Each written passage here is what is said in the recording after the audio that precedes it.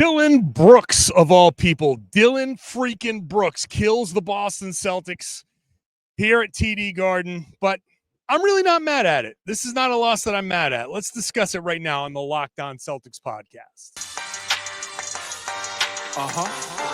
Yup. Beantown, be ever ready. Recognize the city of champs. Back to back, if I say it, it's stamp. Locked on number 19, the best one, the next one. Juice loose in your pool now for the next run. It's the C's, who else could it be? What they gon' say now? Screaming like JT Karalis, recap the madness every game, every practice. Best daily pod, no cap like Brad Beckett. Clutch like Drew to KP, tap in daily.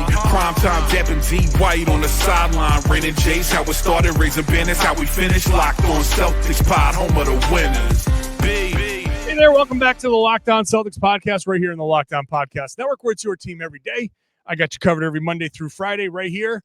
So make sure you are subscribed wherever you get your podcast. Watch the show on YouTube. Get into that comment section. Let me know what you're thinking. I'm John Karalis. I've been covering the Celtics for about 20 years now. I'm doing it right now as a beat writer for Boston Sports Journal. You can find my written stuff over there. Today's show is brought to you by FanDuel, Super Bowl 59 right here. It's the Eagles and the Chiefs. So go check it out at FanDuel. You can bet $5, win $200 if your first bet wins at FanDuel.com. Celtics losing to the Houston Rockets over here. 114-112. Tight finish. Later on, we'll get into the player-by-player stuff. Xavier Tillman, the weird lineups. Let me just start with this. I'm not mad at this game. I really am not. I know that people are going to get worked up about this because the Celtics are in a rough stretch, but I'm not bothered by this loss. I thought this was a good basketball game. I thought the Celtics generally played pretty well. They fought through some stuff. There was a point there in the fourth quarter where I was like, man, if they pull this off, this is going to be a really good win for the Celtics. This is going to be a really good one if they can get it, because look, no Derek White, no Sam Hauser. So immediately shorthanded in the backcourt, scoring options, guys that can put the ball in, and obviously one of your best defensive players. Al Horford was going to get the start, and then the last second, like right before intros, Celtics came up. Celtics PR was like, Al is out, but he's still available. But then he didn't play. Like, I didn't know what was going on. They said still available. I thought maybe he'd just come off the bench for some reason, but no, did not play. So no Al Horford in this one. Very shorthanded. First game back off a long road trip. Always a game that I'm worried about. They searched. They tried a lot of different things. They, like I said, weird lineups, which I'll get to in a second. They were really looking for the formula to try to win this game. They had it in, they had a 12-point lead in the fourth quarter. They had found some things that worked, and then the Rockets just kept on coming. And you know what? You got to give the Rockets credit. This is the second seed in the West. They are the second seed in the West for a reason. They did a great job. I thought the Celtics and I thought this was a good game. So I'm not looking at this like every other loss. I know that the Celtics are in a little pattern of 500 basketball, and because of that, people are going to get upset. This, to me, is not that. I'm not looking at this as an extension of that. If this game had come in if the Celtics had been playing well, let's say, and then this loss happened, I think most people would be willing to kind of chalk it up as, hey, tough loss. This is shorthanded, schedule situation, tired legs, and there they are in the fourth quarter, still fighting, still trying to get this. They made very egregious defensive mistakes. The Şengün dunk that Luke Kornet allowed, and the late confusion that led to Amen Thompson's game-winning shot, those were bad, no doubt about it. But that aside, I think the Celtics, came in with the right effort, the right fight, the right heart, and sometimes you just lose. And this was, I think, one of those games where the odds were stacked against them. I thought that they were But I thought they came in and they almost did it. They almost did it, and I really would have come in here and been very impressed with that win.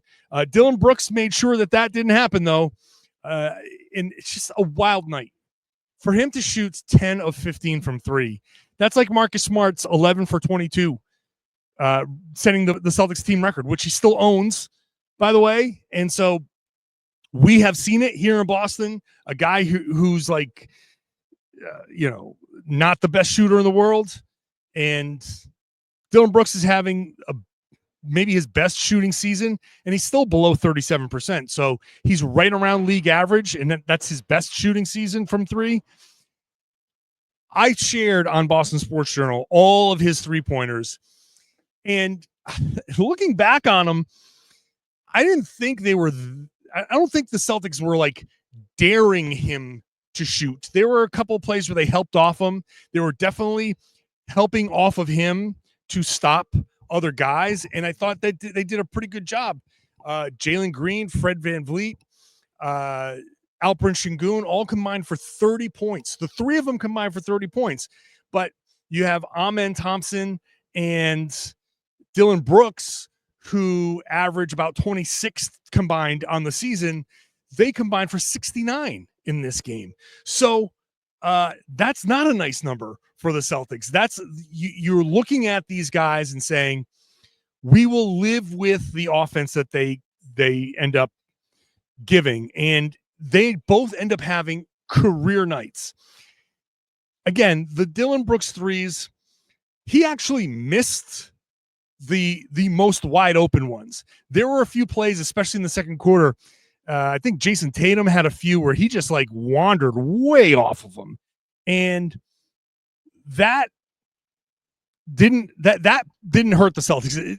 The shots that he was hitting were at least somewhat contested. He hit a couple of decent contests, a couple that were at least there in his face, trying to make him a little uncomfortable. Who the hell expects him to shoot 10 of 15 from three after the game? Tatum and Brown were both like almost laughing at the number on the podium, because it really is so outrageous. You have to laugh. You're like, are you kidding me? If you're going to lose a game, Dillon Brooks going 10 of 15 from three, he had 10 3-pointers in his previous 7 games combined. 7 games prior to the Boston game, he had hit 10 combined 3-pointers. Then he comes over here into Boston and hits 10 in one game. So, the shrug. What are you going to do? What are you going to do? This is, and I know this is the frustrating part with this Celtics, stretch.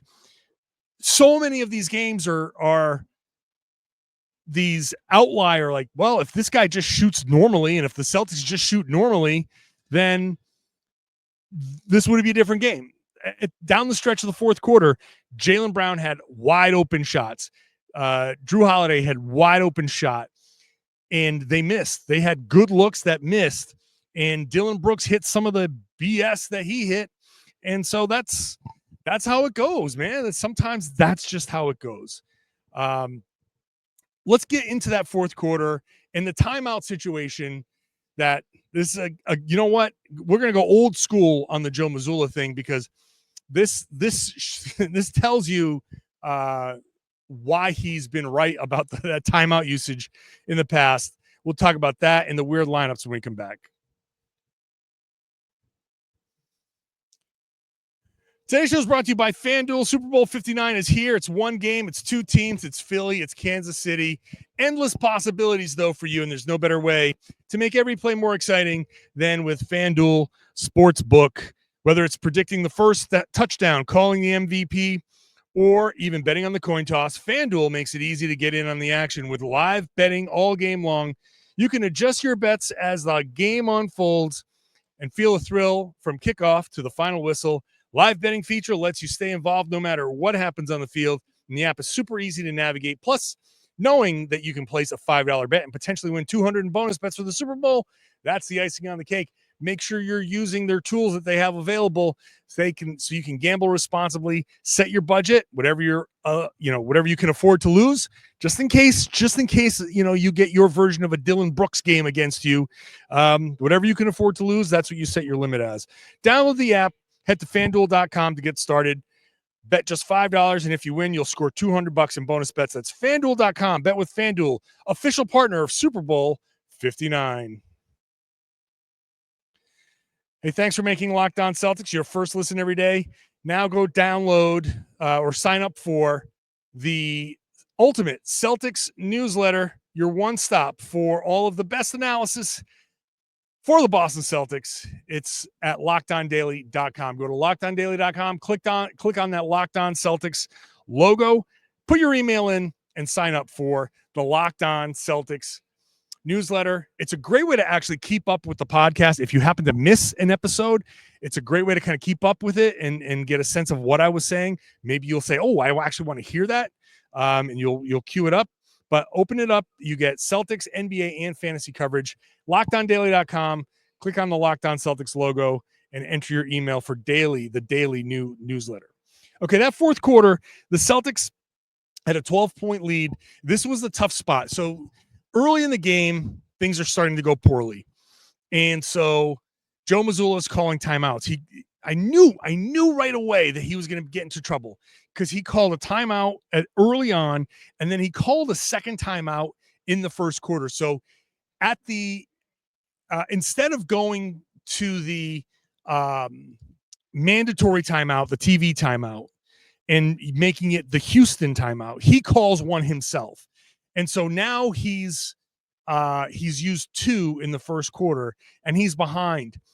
I knew that if he wasn't careful, the timeout situation had the potential to burn him, and it did. He went into the fourth quarter. He had two timeouts left. The Celtics go on their run. They build a 12-point lead, and here comes Houston. And with two timeouts, it's this weird conundrum, right? As the Rockets are starting to cut into the lead, now the timeouts become even more valuable, but he's sitting there like, you want to call a timeout to stop this run and maybe hopefully set the team back up. But also, if you call that timeout, you leave yourself with one down the stretch, and who knows, like, there's a challenge, and they did have a challenge and they lost that challenge. If that challenge had come up and they only had one timeout left, first of all, I don't think he would have challenged. Second of all, if he did somehow decide he needed to challenge that and lost, then that would have ended it, because they wouldn't have had time to stop and set a play and get that game tying bucket, the Jayson Tatum layup. Going into that fourth quarter with two timeouts, as that run was happening with Houston, I was like, he has no choice. He's going to let this thing go because he needs both timeouts. The closer the game got, the more he needed the two timeouts. So he was really getting stuck. He needed to depend on his team to get out of it. And look, they did eventually get out of it, but not before they lost the entire lead, got down by one, and it was a back and forth game after that. I think after the 8:40 mark or so, 8:39 mark, Celtics outscored 25-11 in the rest of the fourth quarter. Execution down the stretch, not the best. Some missed shots, some tough plays.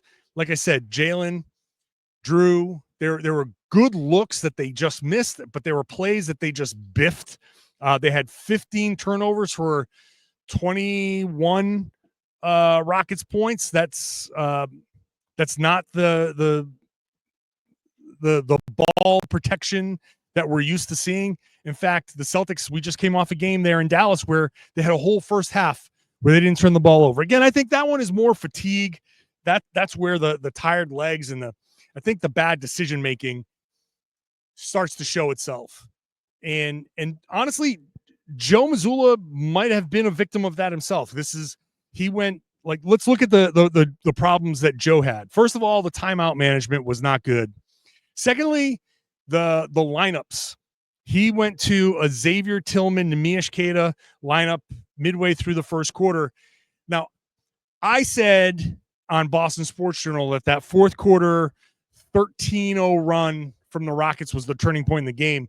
But you can go back to that first quarter and say the Kata Tillman lineup was an early turning point because the Celtics were on a little bit of a roll there. And Dillon Brooks was 4 for 4 in the first quarter. His couple of shots kept the Rockets close.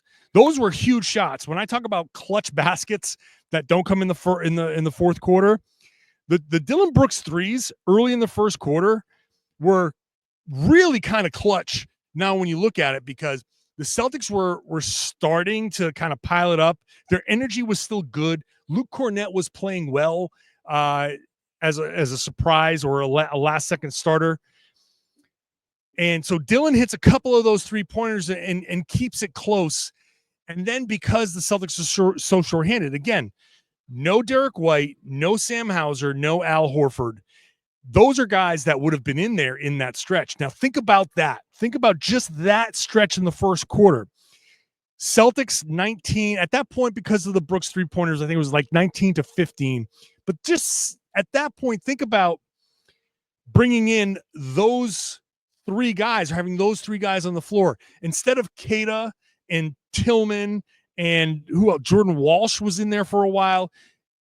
Now it's Derek White, Sam Hauser, and Al Horford. Little bit of a difference there.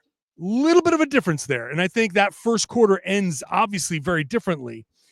Another reason why I'm really not mad at this loss, I just see these lineups that Mazzulla went to as kind of searching, kind of trying to figure out. And maybe the insistence on going double big was a little costly in this one. Maybe he didn't have to go double big. Maybe Kata was enough, and you could have gone with Jaden Springer. Now, Springer ended up having a pretty decent game. I feel like, look, I put Tillman later in the but no, you know what? It works here. I don't know how much Tillman has left to offer the Celtics. I like Xavier Tillman. He's a really good dude. He's, probably a very liked player in the locker room. He's a person that you would love to have on your team. And I'm not sitting here advocating for him to not be in Boston, but also I'm really struggling here to figure out what his role is. I don't think he's willing to take the shots that he needs to take. And when he does actually take them, they don't fall. And so that's just a vicious cycle. I want Tillman to work so bad because in theory, he's the perfect kind of player for the Celtics. It's just not happening. And I don't know why. When he came over from Memphis, a lot of people that I know in Memphis were saying, you're going to love this guy. He's going to be great for you. This is going to be great. But that first quarter, that changed the game almost as much as anything, because now the Rockets went on their run and they built a big lead, an 11-point lead at one point, and the Celtics it changes the dynamic of how the Celtics are trying to play. Now the Celtics are playing from behind. Now the Celtics are trying to figure out, like, okay, how do we do this? How do we come back? That attitude is, it's tough to it's tougher to play obviously from behind. And when you have that momentum going, if they could just keep that going into the second quarter, now maybe the Rockets react differently to what the Celtics are doing. So it's a shame that Tillman didn't work. I think that was Joe Mazzulla's first big mistake, the timeout usage. And look, if Tillman wasn't in there, maybe it's related. The timeouts don't get called. And then the fourth quarter, where Joe took full blame for what happened there in the fourth quarter. In fact, let me come back because I want to explain what he was saying about that fourth quarter. And then we'll go player by player and talk about their performances. We'll do that in just a second.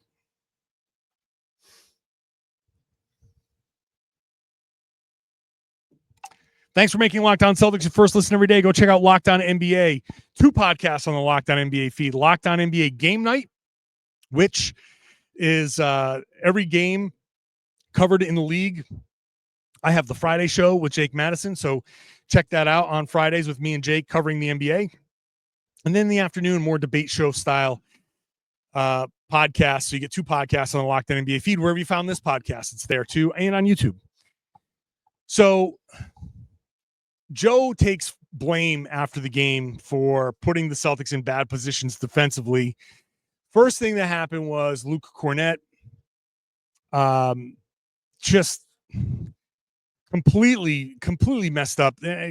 This isn't on Joe, but maybe having Kornet out there was part of the problem. I don't know. But Kornet hugs up on Şengün. Şengün sees it, cuts back door. There's nobody back there. It's an easy dunk. In fact, it's kind of funny.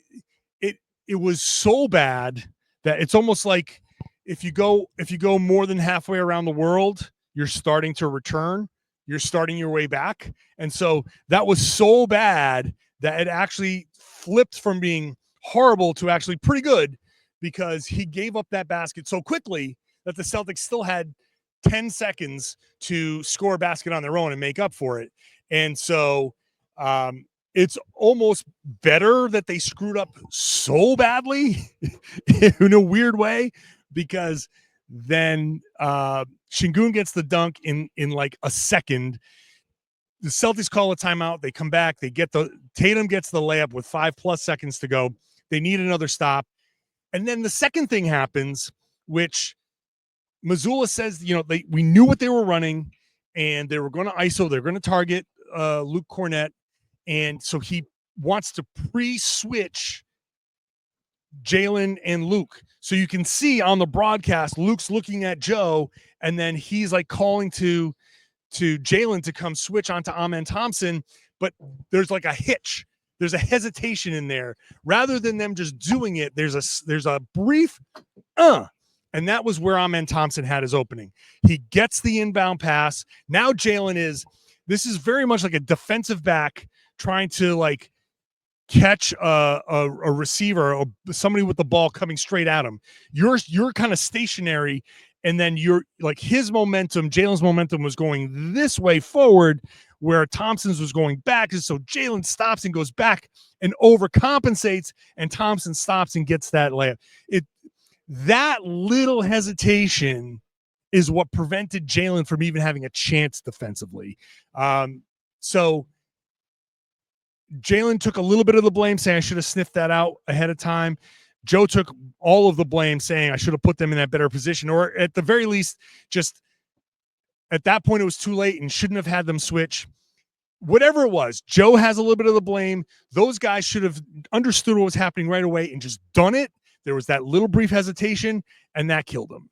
And Thompson hits the shot. Again, credit them. Thompson has to hit the shot for that to matter. Who knows? They might still be playing if he didn't. So let's go into some individual performances here before we wrap this up. Starting with Jayson Tatum, obviously scoreless in the first half, but 19 points in the second half. Played the entire second half. I'm not a big fan of him playing the entire second half like that, but it was what it was, and they were clearly trying to win this game. And he had a pretty good second half. This is I can't wait to kind of rewatch this and see why he was scoreless in that first half. I think he was just missing some shots. Porzingis was great in the first half, and he had one shot in the second half. That's a big problem, where he has to be more of a factor in that second half. Luke Kornet was pretty good in this game, 18 points. It's a shame that the Celtics lost this one, because I wanted to ask Luke why he keeps dunking all over the Rockets. He had that poster on Şengün, I think it was, in Houston. Then he had 2 more dunks in this one. So he had a good game. Jaylen Brown had a game that I'm still confused about. 28 points, 4 assists, 4 rebounds. He had some really good stretches, and then he had some not so good stretches. He had some shots that he should have hit and some plays he should have made in that second half. At the same time, He hit 2 huge free throws and was 5 of 6 from the line. So he did good things. He did some not so good things. He was part of the reason why they were there and also part of the reason why they couldn't close. So, not his best game, but not his worst game either. He didn't shoot particularly great, but Holiday had a couple of shots early, but was a -12, not his best night. Peyton Pritchard kept the Celtics in it, shooting 5 of 6 from 3. Talked about Tillman. Cato was okay, nothing great. Walsh, Springer, Peterson. I think Springer is the only guy that I'm looking at and saying, I know that he's the guy that's probably going to get traded, and all the momentum was Springer getting traded, but now it's starting to look like he could actually be useful for the Celtics. That maybe I don't know, maybe they should have been going to him a little bit sooner in this season, but he's actually looking like a guy that could contribute a little bit here. So I don't know. I'm back to, I still think the Celtics, this was not their best game, but because it wasn't their best game and they fought through it, I'm still not mad at this game. I didn't think this game was all that bad at all. So, hey, tell me what you think in the comment section of that YouTube page. I'm sure some people are going to be more upset. And there's certainly something to be upset about, but I'm not worked up about it the way I have been about other losses. I think this one it just happens. This is one of those that just happens and we can live with it. So we move on. Chicago on Wednesday, which is, hopefully that's an easier game. Pelicans on Friday in New Orleans, which hopefully is an easier game, maybe the start of something. So we'll see. I hope you, if you're not subscribed to the show, I hope you enjoy the show and subscribe. If you are subscribed, if you're on that YouTube page and you're in the comments section, I would love it if you shared the podcast and told everybody they should be listening to and watching the Locked On Celtics podcast here on the Locked On Podcast Network. It's your team every day.